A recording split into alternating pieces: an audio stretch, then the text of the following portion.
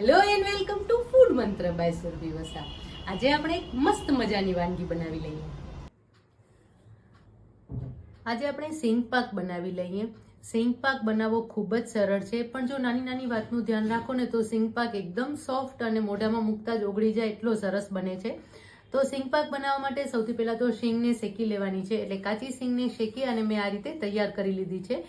અને આવી રીતે શેકેલી મોરી શીંગ પણ તૈયાર મળતી હોય છે, તો એનો ઉપયોગ પણ તમે કરી શકો છો. અત્યારે મેં શીંગને શેકી લીધી છે અને શેકી અને એના ફોતરા સરળતાથી ઉતરી જાય એ રીતે એના ફોતરા કાઢી લેવાના છે. હવે શેકતી વખતે ખાસ ધ્યાન રાખવાનું છે કે ઉપરથી કાળો દાગો ના પડવો જોઈએ. જો એવી રીતે તમે શીંગને શેકશો ને તો અંદરથી પણ એનો કલર થોડો ડાર્ક થઈ જશે. એટલા માટે શીંગને સરસ રીતે શેકી લેવાની છે અને સતત હલાવતા રહેવાનું છે. શીંગ શેકાઈ ગયા પછી એના ફોતરા કાઢી લેવાના છે. એટલે મેં આ રીતે ફોતરા કાઢી અને આ શીંગને તૈયાર કરીને રાખી છે. જો આ રીતે એના ફાડિયા તૈયાર થઈ ગયા છે. હવે આ શીંગને આપણે ક્રશ કરવાની છે. ક્રશ કેવી રીતે કરવાની છે એ પણ ખાસ વાતનું ધ્યાન રાખવાનું છે કે જ્યારે પણ આપણે ક્રશ કરતા હોઈએ ને ત્યારે શીંગને મિક્સર જારમાં જો ક્રશ કરતા હોય તો ચાલુ બંધ કરીને ક્રશ કરવાની છે, અને જો તમે ચોપરમાં કરો તો સૌથી વધારે સરસ છે. કારણ કે શીંગનો જે છે એ એકદમ પાવડર ભૂક્કો આપણે નથી કરવાનો, થોડુંક અધકચરું રાખવાનું છે. અને આમ છતાં પણ એનું તેલ છૂટું ન પડી જાય ને, શીંગનો જે ઓરિજિનલ જે એની અંદર રહેલો તેલ છે એ છૂટું ન પડી જાય એનું ખાસ ધ્યાન રાખવાનું છે. તો એના માટે મેં અત્યારે ચોપર લીધેલું છે. તો આ ચોપરમાં આપણે અત્યારે શીંગને ક્રશ કરી લઈશું. જો તમે જોઈ શકો છો કે આ શીંગનો મેં એકદમ સરસ ભૂક્કો કરી લીધો છે અને કરકરો છે, એટલે કે એકદમ તેલ પણ છૂટું નથી પડી ગયું અને એકદમ પાવડર પણ તૈયાર નથી થઈ ગયો. એટલે આ રીતનો ભૂક્કો તૈયાર કરવાનો છે. અને હા, ખાસ એક વાત કે અત્યારે મેં 250 ગ્રામ શીંગ લીધેલી છે અને એના શેકી અને એના ફોતરા કાઢી અને ક્રશ કરી લીધી છે. અને એની સામે આપણે 250 ગ્રામ ગોળ લઈ રહ્યા છીએ. એટલે કે જેટલા પ્રમાણમાં શીંગ હોય એટલા જ પ્રમાણમાં ગોળ લેવાનો છે. અને અત્યારે મેં દેશી ગોળ લીધેલો છે. તો એકદમ ડાર્ક આવે છે એવો પણ તમે લઈ શકો છો, અથવા તો આવો પણ લઈ શકો છો. અને એને મેં આવી રીતે બારીક સુધારી લીધો છે. તમે છીણી શકો અથવા તો બારીક સુધારી લેવાનો છે. તો હવે આપણે સિંગ પાક બનાવવાની શરૂઆત કરી દઈએ. તો એના માટે સૌથી પહેલા આપણે 2 ચમચી જેટલું ઘી લઈશું.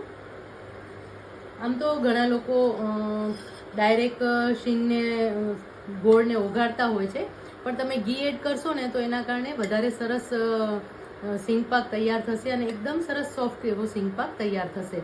અત્યારે મેં 1 ટેબલ સ્પૂન ઘી લીધેલું છે.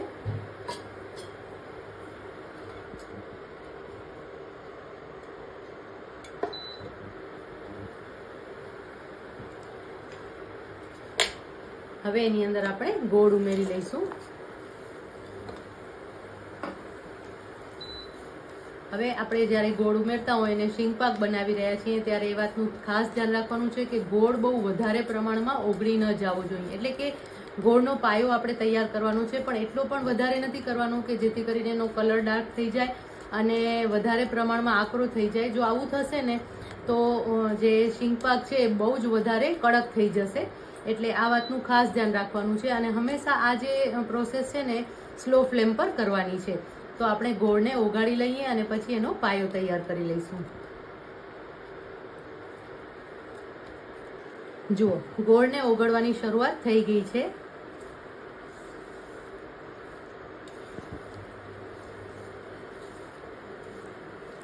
ધીમે ધીમે એમાં બબલ્સ આવવા લાગશે અને ગોળ લાઇટ થઈ જાય ને ત્યાં સુધી આપણે એને પાયો એનો તૈયાર કરવાનો છે. અને તમે હાથ ફરાવશો ને, જો અત્યારે હું અત્યારે આ સ્પૂન છે સ્પેચ્યુલા ફરાવી લઈ છું તો એમાં ચિકાસ છે, પણ જ્યારે એનો પાયો તૈયાર થશે ને ત્યારે ગોળ એકદમ લાઇટ થઈ જશે અને આ જે સ્પેચ્યુલા છે કે ચમચો છે એ એકદમ સરળતાથી ફરી શકશે. તો એ ત્યારે પાયો તૈયાર થઈ ગયો છે એવું કહી શકાય છે. અને ખાસ ફરીથી રિપીટ કરું છું કે આ પ્રોસેસ છે એ સ્લો ફ્લેમ પર જ કરવાની છે.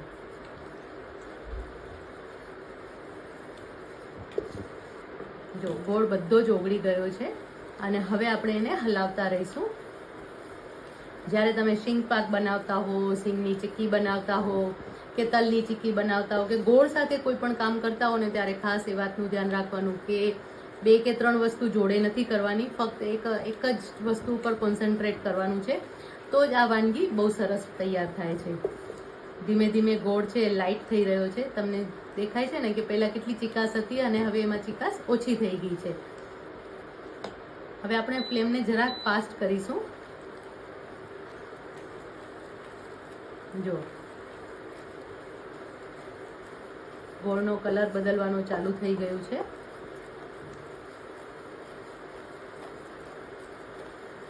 બબલ્સ ધીમે ધીમે આવવા, જો આવી રીતે તમે એકવાર મૂકી દેશો ને એટલે તમને દેખાશે કે હવે આ ચારે બાજુ બબલ્સ આવવાના શરૂ થઈ ગયા છે.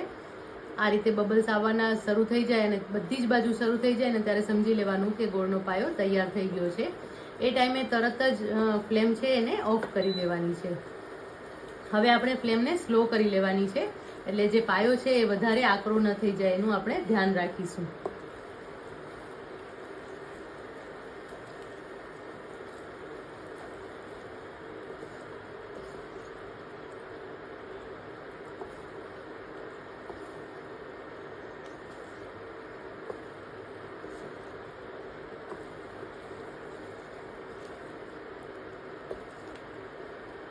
જો પાયો કાચો રહી જશે ને તો સિંગ પાક છે એ વધારે ચવડ થઈ જશે, અને જો પાયો કડક થઈ જશે ને તો સિંગ પાક જે છે એ એકદમ કડક થઈ જશે.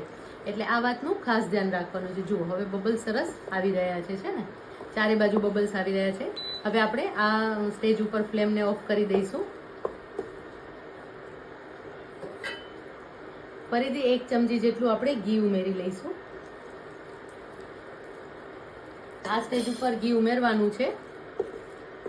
કલર પણ સરસ થઈ ગયો છે. અને હવે અત્યારે એક એવું ઇન્ગ્રેડિયન્ટ આપણે ઉમેરશું જેના કારણે જે સિંગ પાક છે એકદમ સરસ સોફ્ટ તૈયાર થશે, અને એ છે દૂધ. આપણે અહીંયા લગભગ 2 ચમચી જેટલું દૂધ ઉમેરી લઈશું.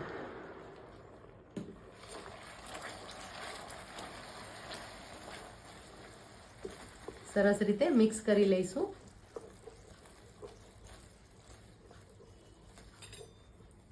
અને હવે એની અંદર આપણે જે આ શીંગ તૈયાર કરી હતી એ ઉમેરી લઈશું.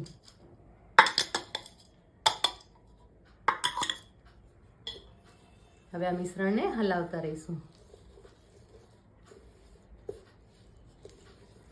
ફ્લેમ ઓફ જ રાખવાની છે. આ મિશ્રણ સરસ તૈયાર થઈ જ જશે, પણ જો તમને એવું લાગે કે હજી મિશ્રણ ઢીલું લાગે છે કારણ કે આપણે દૂધ ઉમેર્યું છે, તો ફરીથી આપણે 1 મિનિટ માટે એને કૂક કરીશું. પણ હમણાં તો ફ્લેમ ચાલુ નથી જ કરવાની. બધું પ્રોપરલી મિક્સ થઈ જાય પછી જ આપણે એને ફ્લેમને ઓન કરીશું. જો તમને દેખાય છે ને શીંગ પાક, એટલે જે શીંગ ક્રશ થઈ છે એ દરદરી થઈ છે, એટલે એના લીધે એનો જે ટેક્સચર છે એ પણ બહુ જ સરસ આવ્યું છે. હવે 1 મિનિટ માટે એને કૂક કરી લઈશું.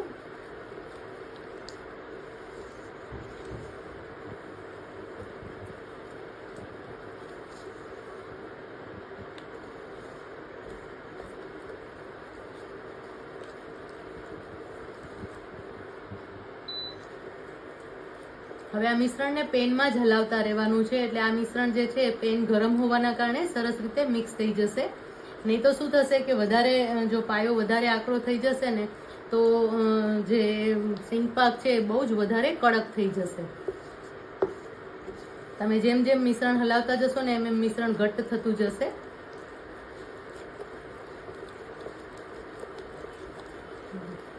જો આપણું મિશ્રણ પણ પહેલા કરતા વધારે ઘટ્ટ થઈ ગયું છે.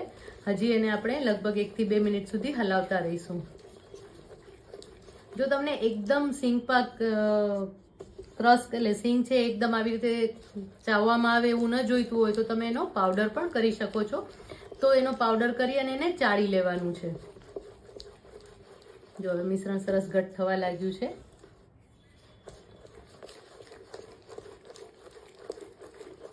સતત હલાવતા રહીશું એટલે મિશ્રણ ઘટ્ટ થતું જશે.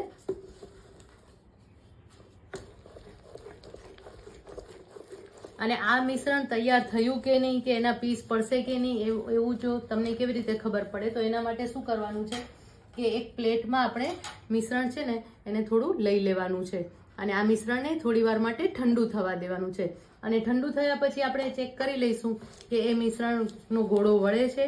જો ગોળો વળી જતો હોય ને તો સમજી લેવાનું કે આ જે મિશ્રણ છે પ્રોપર એકદમ સરસ તૈયાર થઈ ગયું છે. હવે આની અંદર આપણે સૂંઠ પાવડર ઉમેરી લઈશું. 1 ચમચી સૂંઠ પાવડર ઉમેરી લેવાનું છે. શીંગ છે એટલે એ વાઈ ન કરે એટલા માટે આપણે સૂંઠ પાવડર ઉમેરી રહ્યા છીએ અને 1 ચમચી ઇલાયચી પાવડર ઉમેરી લઈશું.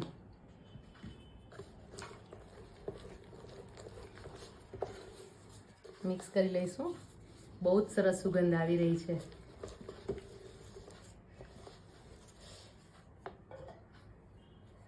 જો હવે આપણે આ ચેક કરી લઈએ. જો હજી આ મિશ્રણ છે થોડું ઢીલું છે, એટલે આપણે એને થોડી વાર માટે થવા દઈશું. જો આ હાથમાં હજી સ્ટિક થાય છે, આવું ચોંટવું ન જોઈએ. જો ચોંટે તો સમજી લેવાનું કે હજી મિશ્રણ છે એ આપણું થોડુંક ઢીલું છે. એટલે હજી આપણે આને સરસ રીતે મિક્સ કરતા રહેવાનું છે, કારણ કે પેન ગરમ છે એટલા માટે. અને જો તમને એવું લાગે કે હવે પેન એકદમ ઠંડુ થઈ ગયું છે અને તમારું મિશ્રણ ઘટ નથી થઈ રહ્યું, તો ફરીથી 1 મિનિટ માટે એને ગરમ કરી લેવાનું છે. આ તો થઈ કે પાયો પાયો તમારો ઢીલો રહી ગયો હોય તો. પણ જો પાયો તમારો કડક થઈ ગયો હોય તો શું કરવાનું? તો જો આ સ્ટેજ ઉપર પાયો તમારો કડક થઈ ગયો હોય ને, તો એની અંદર તો આ મિશ્રણ છે ને આટલી બધી વાર નહીં કરે અને એકદમ ઝડપથી ભેગું થઈ જશે. અને ભેગું થઈ જશે અને પછી ભભરું થઈ જશે, કારણ કે એ છૂટું છૂટું પડી જશે, બાઇન્ડ નહીં થાય. તો એના માટે શું કરવાનું છે કે જ્યારે તમને એવું લાગે કે આ સ્ટેજ ઉપર કે મિશ્રણ એકદમ ઝડપથી કૂક થઈ રહ્યું છે, તો એની અંદર ફરીથી 3 થી 4 ચમચી જેટલું દૂધ ઉમેરી લેવાનું છે. અને દૂધ ઉમેરી અને એને ફરીથી હલાવતા રહેવાનું છે. ગેસ ચાલુ નથી કરવાનું, પણ એને સરસ રીતે મિક્સ કરવાનું છે. એમ કરતાં તમારું મિશ્રણ સરસ તૈયાર થઈ જશે. આપણે 1 મિનિટ માટે એને હલાવતા રહીશું. 1 ચમચી ઘી રેડી દઈશું આપણે. જો હવે તમે જોઈ શકો છો કે મિશ્રણ એકદમ સરસ ઘટ્ટ થઈ ગયું છે અને એક સાથે થઈ ગયું છે, બંધાઈ ગયું છે. તો આ રીતે જો મિશ્રણ બંધાઈ જાય અને આવું થઈ જાય ત્યારે સમજી લેવાનું છે કે આપણું જે મિશ્રણ છે શીંગ પાકનું, એટલે સરસ રીતે તૈયાર થઈ ગયું છે. હવે આ જે મિશ્રણ છે એને આપણે એક થાળીમાં પાથરી લઈશું અથવા એક મોલ્ડમાં લઈ લઈશું. હવે આ મિશ્રણને આપણે મોલ્ડમાં લઈ લઈશું.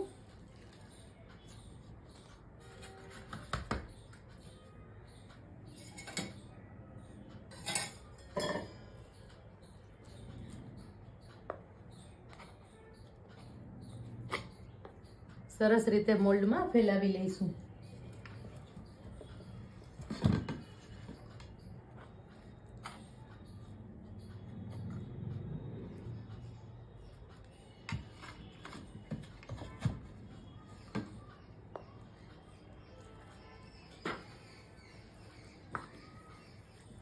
હવે એને આ રીતે મોલ્ડમાં આપણે ફેલાવી લઈશું. જો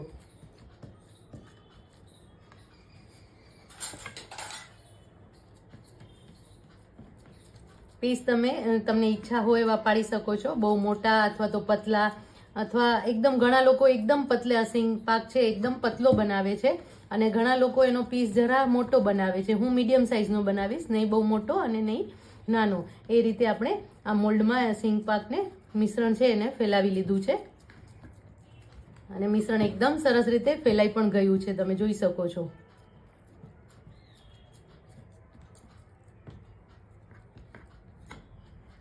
અને ઘી પણ જુઓ આવી રીતે સરસ બહાર આવી ગયું છે અને એક સરસ મજાની શાઇનિંગ મળી ગઈ છે. આપણે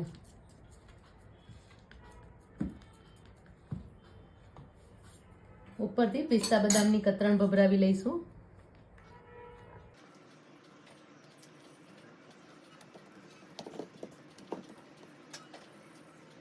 એનો દેખાવ એટલો સરસ લાગે છે ને કે એવું લાગે છે કે આ શીંગ પાક આપણે ઘરે નહીં બહારથી જ લાવ્યા છીએ. અને હવે આ શીંગ પાકને થોડો ઠંડો થવા દઈશું અને પછી એની અંદર આપણે પીસ પાડી લઈશું, જેથી કરીને એના કટ આપી દઈશું, જેથી આપણે સરસ રીતે પીસ પણ પાડી શકીએ. તો થોડી વાર માટે આપણે એને ઠંડો થવા દઈએ છીએ. શીંગ પાક સેટ થઈ ગયો છે. હવે એમાં કાપા પાડી દઈશું. ઠંડુ થાય ને એ પહેલા કાપા પાડી લેવાના છે, નહીં તો પછી સરસ રીતે આપણે એના પીસ નહીં પાડી શકીએ. એટલે આ રીતે આપણે કાપા પાડી લઈશું.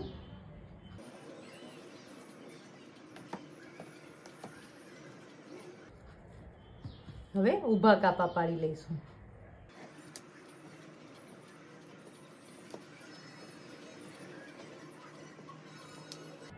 હવે આ શીંગ પાકને આપણે ઠંડુ થવા દઈશું અને પછી આપણે એને સર્વ કરી લઈએ.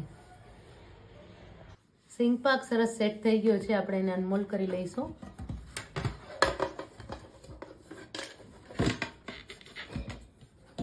જો એકદમ સરસ રીતે અનમોલ થઈ જાય છે અને એના પીસ પણ પડી જાય છે.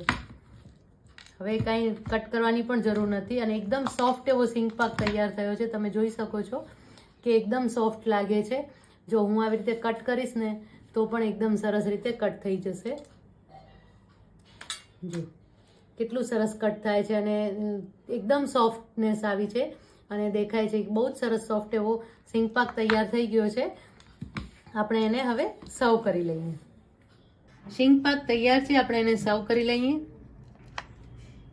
લુકમાં તો બહુ જ સરસ છે અને સ્વાદમાં પણ એટલો જ સરસ બન્યો છે.